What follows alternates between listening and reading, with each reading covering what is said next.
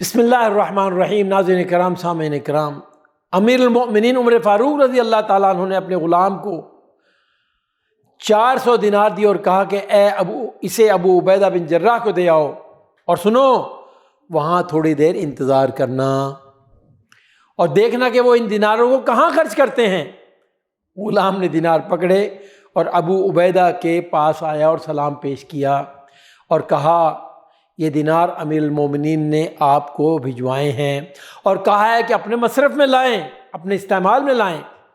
حضرت ابو عبیدہ نے حضرت عمر کو دعائیں دیں اور کہا اللہ ان کو اپنی رحمت اور تندرستی سے نوازے۔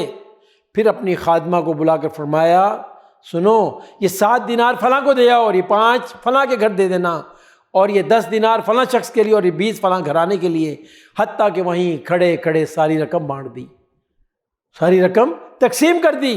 سبحان اللہ۔ غلام واپس آیا اور جو منظر دیکھا تھا اس کی تفصیل سے امیر المومنین کو آگاہ کیا۔ اب حضرت عمر نے اتنے ہی دینار معاذ بن جبل رضی اللہ تعالیٰ عنہ کو بھجوائے اور غلام کو وہی ہدایت دی کہ وہاں کھڑے ہو کے انتظار کرنا جو ابو عبیدہ کے لیے دی تھی۔ غلام ان کے پاس دینار لے کر آیا اور سلام پیش کیا اور دیناروں کی تھیلی سامنے رکھی کہ حضرت عمر نے آپ کو ہدیہ بھیجا ہے۔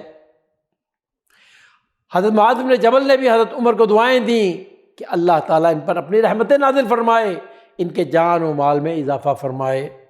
پھر اپنی خادمہ کو بلا کے فرمایا فلاں کے گھر 5 دینار دے دو، فلاں کے گھر 20۔ اسی طرح ہدایت دیتے چلے گئے اور تھیلی خالی ہوتی چلی گئی۔ اتنے میں ان کی اہلیہ آئیں اور کہنے لگیں کہ ہم بھی مساکین میں ہیں، کچھ ہمیں بھی عطا ہو اس میں سے۔ اس وقت تھیلی میں صرف 2 دینار باقی رہ گئے تھے، محض 2 دینار باقی رہ گئے تھے، وہ اپنی بیوی کو ادا کر دیے۔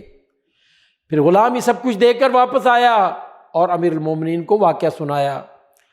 امیر المومنین نہایت خوش ہوئے اور فرمایا یہ ایک دوسرے کے بھائی ہیں، یہ نیکی اور بھلائی میں سب ایک جیسے ہیں، رضوان اللہ علیہم اجمعین۔